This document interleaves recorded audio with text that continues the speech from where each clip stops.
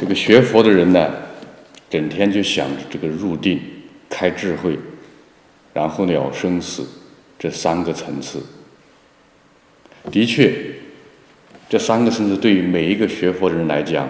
都是非常渴望的。你要想入定，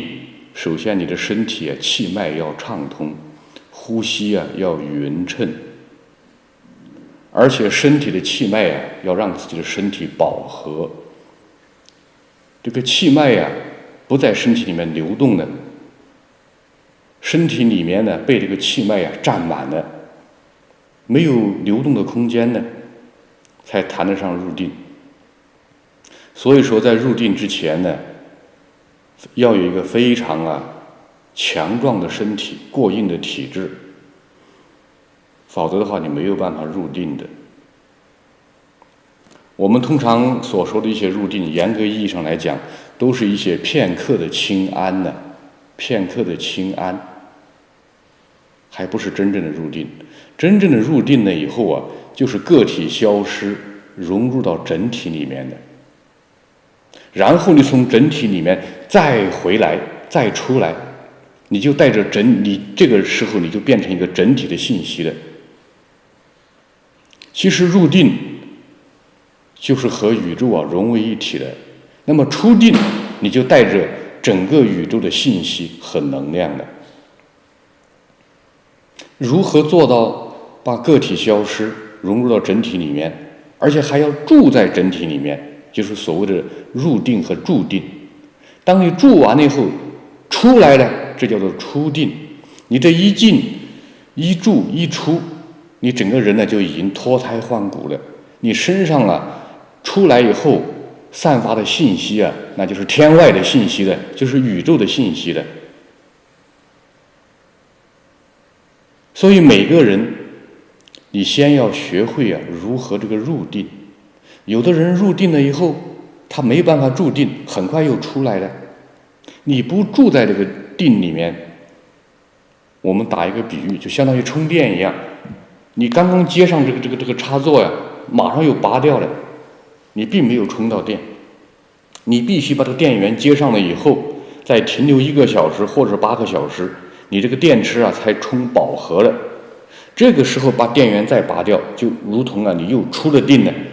你这个电池里面就充满了饱和的电。这个电池里面的电和这个电源和源头的电是一样的。那么我们这个入定它也是分阶段分层次的，比如佛门里面说的初禅、2禅、3禅、4禅。那么在入初禅的时候，你必须要做到万念归为一念，也就是说没有杂念的，只有一个念头了。这一个念头安住在当下，身体放松了，身心和谐了，这才叫做初禅。那么初禅最怕的就是人家突然喊你，突然推你一下子。如果你在打坐的时候，旁边的人他不懂，有可能会叫你，有可能会推你。当然我们一般的来打坐都会告诉身边的人，我打坐了，你不要打扰我，有什么事情呢就等一等，等我打完坐了以后再处理。其实在入定之前，身体的疼痛麻木这些都没有了，都已经突破了，已经全部身心形成一个整体的能量了。身体不是支离破碎的。我脑袋里面有个图案，但不知道怎么比喻的，就相当于一个气球一样，已经全部充满了，任何一个角落都充满了气了，它才能够安住在当下，才能够达到初禅。那么你通过这个初禅住上一段时间，身心它内在会有一个质的变化，就相当于开花一样，它会继续开。比如说刚开始形成了一个花苞，这就相当于一个初禅。当2禅的时候，它就已经开始开放了，在心灵上已经有这种开放了。如果说身边没有人干扰，它这个过程，它这个开花开的过程，它就会继续长，继续长，继续长。那么到二禅的时候，身体会有一个明显的变化呀，就是这个呼吸啊，逐渐越来越弱，越来越弱。因为有呼吸，就意味着它的能量就会漏掉，它也在会释放。当真正的在入二禅的时候，呼吸没有了，它为什么会没有呢？它的这个能量场，能量相当于一个手脚一样，它已经全部伸出去了，全部伸出去了，和这个宇宙啊融为一体了。或者说，他心灵的手已经呢伸向了天边了，伸向了能量的源头了。这个时候，他内在才升起一种就是开花的力量，它都会绽开。它是随着他的手先伸出去，他内在这个花才会开的。当这个二禅的力量，二禅经过完了以后，就意味着他的花全部打开了，手全部扑出去了，伸开了，呼吸停止了。再继续下去，这个脉呀，手波上这个脉呀，它也不会跳动了。当这个脉不跳动了，就意味着它自身的能量全部释放出去，和外面的能量全部进来了，已经融为一体了，内外融为一体了。它不是片段的，不是支离破碎的，没有你和我的关系的，没有能量和我的关系的，没有天地和我的关系的。这个时候就是所谓的没有二元的，只有一的。那进入三禅的时候，整个这个信息前面的，当你变成一了以后，整个信息就融为一体了，天地宇宙的信息就融为一体了。你就是这个天地的信息，天地的信息就是你。你如果这个时候融合的快，那么你注定的速度就快，你就不需要住很久。有的人他住在以后住在定的当中他这个信息没有融合，没有说我就是信息，信息就是我，他就住在这个地方，信息没有融合，他出不来。当他把信息融完了，我就是信息，信息我的时候，他就会继续往前面走，就进入了四禅。四禅的时候不仅脉没有了，就是受想行识，不仅生理的层面没有了，就是心理的层面也没有了。这个时候我们可以把它理解成已经超越了50、60、70、80了，全部没有了，就是受想行识都没有了。它从开的一个过程，这个时候呢，它在这个定境当中会有一个画面出现，它开完了以后，它就又会合，一开一合，一开一合。它不一定要开合多少次，有的人可能多，有的人可能少，但是也是因为每个人因缘，但它一定会经过这个开合的过程。它为什么要有这个开？就是个体消失融入到整体里面。它为什么又要合呢？它整体它又能够随时分成无数个个体。那么个体随时又会变成一个大的整体，大的整体随时又会分裂成了无数个小的个体。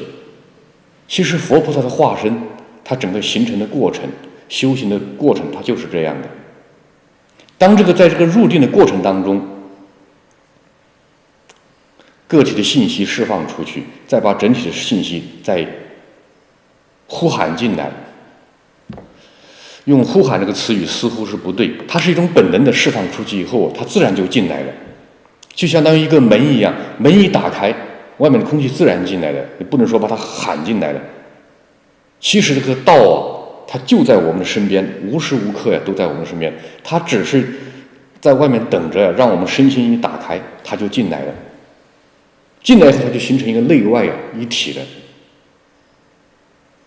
当形成体了以后，处于一种饱和的状态。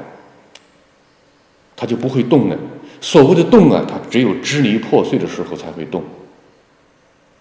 一旦形成整体了，它就没有来，没有去，没有增，没有减，它随缘就事，随缘现行。而处在这个定的当中啊，那么旁人在喊他的时候，他是听不见的，他处在定中还听不见的。当他出了定了以后，从四禅退到这个三禅、二禅、一禅，出了定了以后，他还有一个回炉的又入定。回炉的入定，他是在日常生活中入定，他不是在禅定当中入定。在日常生活中的入定呢，他已经没有任何一种形式了。你可能看他在吃饭、在聊天、在喜笑、怒骂，但他仍然和整体的力量融为一体。这个时候啊，他才不会被这个日常生活中种种琐碎的这个声色乃至种种物体所扰乱他这个禅定的这个画面。因为进入禅定的人，他的身心内外有一个状态，就是外面有任何影子投射过来，他立马就能够感受到。当这个外面的影像走了以后，他还是里面是如如不动的，外面来的时候他里面也是如如不动的，但是看得到，就相当于这个内心一面镜子一样，来个什么图像，镜子里面马上显现，但是外面的图像走了以后，镜子里面他仍然亦复如是，在他的心灵上永远保持一个洁净的画面。前面这个讲的这个入定呢，它还不是一种真正的大定，它处在状态当中嘛。大定它是从这种状态里面出来以后，它是入定的，入在日常生活中，在日常生活中的入的大定，这个才是真正意义上佛祖讲的入定。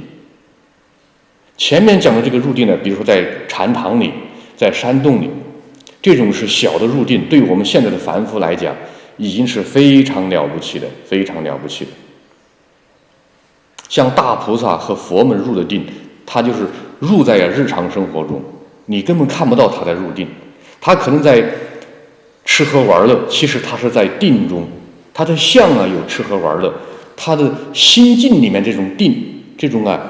就像明镜一样，这个画面他时时刻刻保持着，因为他本身内心就是一面镜子的，他不需要再一个进，再一个出了。其实这样训练下去，我们也还是要通过禅面的前面这个半部，从有意识的入定到初禅、二禅、三禅、四禅，从四禅里面再退出来，还有一个大的一个覆盖在日常生活中的入定。你有这么一个进一个出，才是真正大功告成。